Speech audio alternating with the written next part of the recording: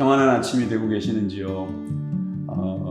이 영상을 저녁에 보시는 분들도 계셔서 이런 인사가 또 어찌 보면 어색할 수도 있겠습니다. 남은 하루, 또 오늘 우리에게 주신 이 모든 하루가 주님께서 주시는 복된 하루가 되기를 간절히 바랍니다. 이제 벌써 19일입니다. 10여일 후면 우리 고유의 명절인 추석이 시작되겠죠. 여러분, 이 추석을 기다리는 마음들이 예전 같지는 않습니다.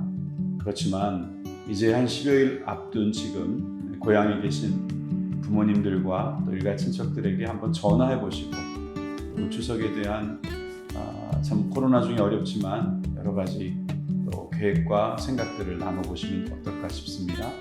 오늘도 토요일입니다. 또 내일 준비하셔서 또 내일도 큰 은혜 받으시는 복된 주일 되시기 바랍니다. 오늘 하나님께서 우리에게 주시는 말씀은 마가복음 6장 1절에서 6절 말씀입니다. 제가 읽겠습니다. 예수께서 거기를 떠나사 고향으로 가시니 제자들도 쫓으니라. 안식일이 되어 회당에서 가르치시니 많은 사람이 듣고 놀라 가로되 이 사람이 어디서 이런 것을 얻었느냐? 이 사람의 받은 지혜와 그 손으로 이루어지는 이런 권능이 어찌 되느냐? 이 사람이 마리아의 아들 목수가 아니냐?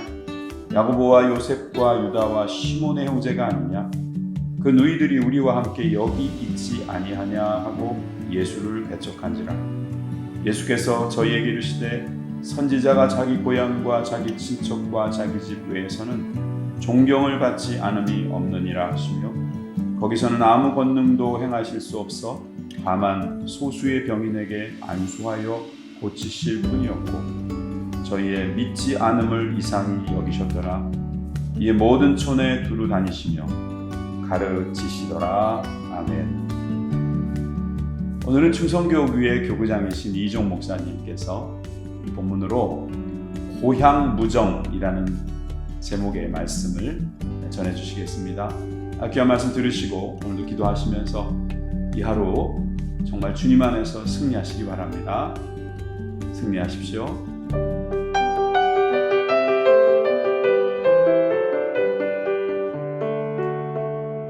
바쁜 일상이지만 잠시 마음의 여유를 가지시고 하나님께 마음을 열어드리는 그러한 시간이 되셨으면 좋겠습니다.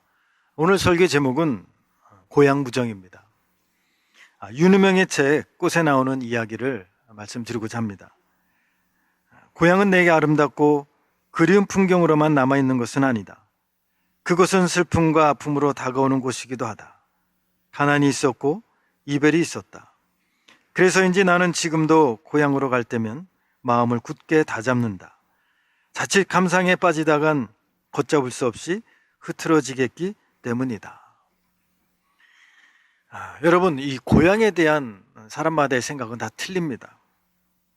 고향은 마치 어머님의 품처럼 따뜻하다, 그렇게 느끼는 것이 그것이 그냥 우리의 보통적인 생각인데, 그러나 좀 전에 읽었던 이야기처럼 모든 사람들이 다 그렇게 생각하고 있지는 않습니다.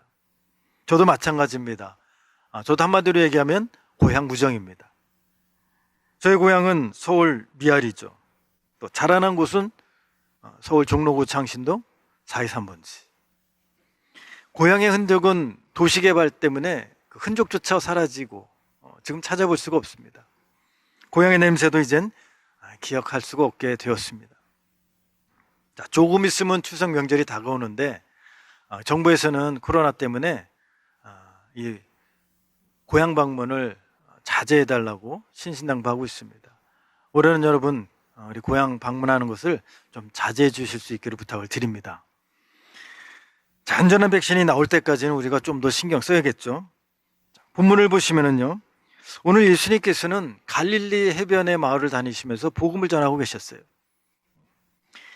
자, 근데 이 복음을 전하시면서 고향을 방문하게 됩니다.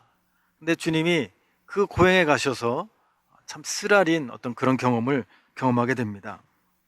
자, 그날 예수님은 회당에 들어가셔서 말씀을 읽고 또 말씀을 가르치시는 어떤 그런 시간을 가졌는데, 그 말씀을 듣던 그 모든 사람들이 그 표정들이 이상했어요. 예수님의 말씀에 전혀 관심을 갖지 않는 겁니다. 그래서 그 이유를 우리가 좀 궁금해서 좀 찾아봤습니다. 이 본문 2절에 그 이유가 나오는데, 자, 2절을 제가 한번 읽어보죠. 안식일이 되어 회당에서 가르치시니 많은 사람이 듣고 놀라 이르되 이 사람이 어디서 이런 것을 얻었느냐? 이 사람이 받은 지혜와 그 손으로 이루어지는 이런 권능이 어찌 됨이냐? 보니까 예수님의 말씀이 귀에 들어오지 않았던 이유가 뭐냐면 한마디로 놀람이었습니다. 놀랬다는 것이죠. 그 예수님의 지혜와 큰 권능을 행했던 그 이야기를 듣는 순간에 놀라지 않을 수가 없었어요. 자, 근데 이 말씀을 보면 중요한 단어가 있어요. 이 사람 그리고 그 손, 이 단어입니다. 당연히 예수님을 이 사람이라고 말합니다. 예수님의 손을 그 손이라고 말했습니다. 근데 이 행간에서 뭔가 느낌을 우리가 좀 이렇게 건져내셔야 되는데, 자, 마치 사람을 아래로 내려다보고 있는 느낌. 이 사람, 그렇죠? 또 그 손, 예수님의 투박한, 목소리에서의 그 투박하고 거칠은 손을 얘기하는 겁니다. 그러니까 뭔가 사람을 업신여기는 어떤 그런 분위기가 이 행간에서 읽을 수가 있어요. 자, 요즘 말로 보면은 사람 띄엄띄엄 본다는 것이죠. 자, 예수님을 누구보다도 잘 알고 있다는 그 어설픈 자만, 그런 것이 엿보입니다. 그들은 예수님의 말씀과 행적이 정말 놀랍기는 했지만 결코 인정하고 싶지는 않았습니다. 예수님의 행하신 일이 신비롭고 놀라운 일에는 틀림이 없지만 이 사람 또는 그 손으로 이루신 것이기 때문에 탐탁지가 않은 거예요. 그 손은 목수의 거칠고 볼품없는 손이지만 또 사람들은 과거 예수님의 가문과 그들이 했던 일을 다 기억하고 있습니다. 그런 것들을 연상하면서 이런 놀라운 능력과 지혜를 인정하지 않을 수 없다. 물론 그렇게 생각은 하고 있지만 그러나 애써서 인정하지 않는 그런 모습들. 그래서 예수님은 고향에서 배척을 당하셨어요. 좌절을 맛보셨습니다. 본문 3절과 5절을 제가 한번 읽어보겠습니다. 이 사람이 마리아의 아들 목수가 아니냐? 야고보와 요셉과 유다와 시몬의 형제가 아니냐? 그 너희들이 우리와 함께 여기 있지 아니하냐 하고 예수를 배척한지라. 자, 5절입니다. 거기서는 아무 권능도 행하실 수 없어 다만 소수의 병자에게 안수하여 고치실 뿐이었다. 자, 우리 본문 그대로입니다. 병자를 고치시고 오병이어의 기적을 나타내시고 그 풍랑이 치는 바다를 잔잔케 하시고 죽은 자를 살리시고 귀신을 내쫓으시고 그랬던 예수님도 어쩔 수가 없었어요. 자, 사람이 마음에 빗장을 치고 있으면요, 예수님도 어쩔 수 없는 것입니다. 아무리 하나님의 능력이 역사하셔도 우리가 그것을 받아들이지 않는 빗장을 치고 있다면 다 헛수고가 되는 것이죠. 그 사람을 안다고 하는 이 어설픈 자부심, 이 자부심 하나가 많은 사람을 구원시키는 것을 막게 되는 그런 원인이 되었습니다. 그들은 예수님에 대해서 누구보다도 잘 안다고 생각했지만 이 새로운 사실, 새로움을 받아들이지 못했던 그런 결정적인 실수를 범할 수밖에 없었습니다. 여러분들은 예수님에 대해서 잘 안다고 생각하십니까? 어쩌면 그 생각이 많은 사람들을 주님께로 인도하시는데 발목을 잡힐 수도 있어요.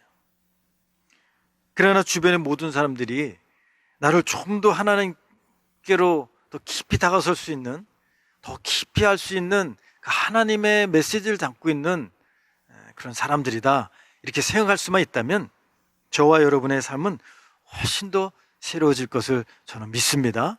할렐루야. 기도하시겠습니다. 하나님, 우리의 현실의 여건은 다양합니다. 그러나 거기서 주님을 좀 더 알 수 있는 새로운 도전에 직면한다면 두려워하지 않게 하여 주시옵소서. 예수님의 이름으로 기도합니다. 아멘.